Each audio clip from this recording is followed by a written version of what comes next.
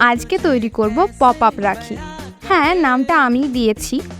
জানি ভিডিও দিতে প্রচুর লেট করে ফেলেছি, তোমাদের অনেক অপেক্ষা করতে হয়েছে, তার জন্য মন থেকে ক্ষমা চাইছি।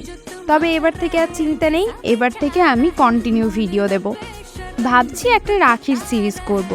আজ থেকে রাখি পূর্ণিমা পর্যন্ত বেশ কয়েক রকম রাখি তোমাদেরকে তৈরি করে দেখাবো, আর তোমরা কমেন্ট করবে যে সব থেকে বেস্ট তোমাদের কোনটা লেগেছে। আজ সেই সিরিজেরই প্রথম রাখি তৈরি করছি।